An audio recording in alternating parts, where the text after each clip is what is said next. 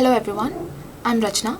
I'm the Assistant Professor for the Department of Journalism and Mass Communication, Theivanai Ammal College for Women, Autonomous. And today we are going to study about Lasswell model of communication, or else you can say Lasswell model of communication. And it is developed by the communication theorist Harold D. Lasswell in 1948, and it is also known as action model or linear model or one-way model of communication.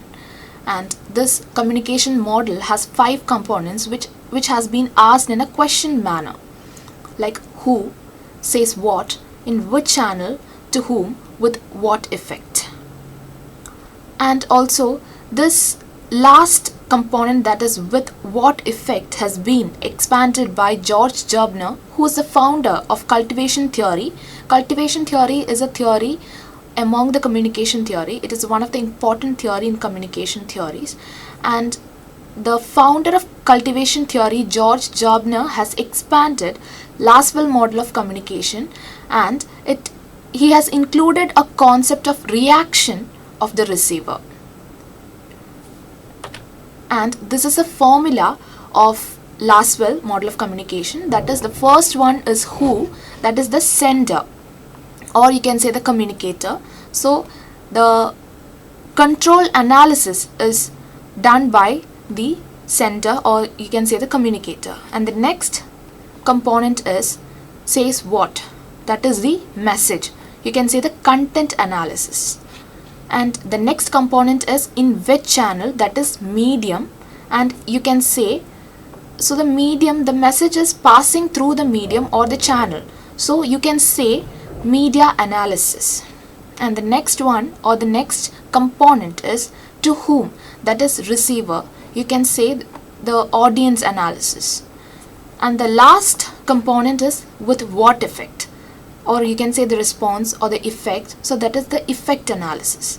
So this component has been introduced by George Gerbner, or expanded by George Gerbner. Okay, that is, the Lasswell model of communication has been expanded by George Gerbner by adding the last component, that is with what effect. So the first component is who, and you can say who is a communicator or a source or a center of message, and the center has all the power in a communication process. And the next component is says what, and says what means that is the message or the content that should be shared to the receiver, that is the content of the message. And the third component is in which channel, or you can say the medium in which the message is passed to the receiver, so that is in which channel. And the fourth component is to whom, that is the receiver of the message. The sender sends the message and the receiver receives the message. So that can be an audience or that can be an individual. So receiver receives the message. And the fifth component, as I've earlier said, George Gerbner has expanded this theory, Lasswell model of communication, by including this reaction of the receiver. That is, the receiver will be responding to the sender, that is with what effect, that is feedback, that is from receiver to sender.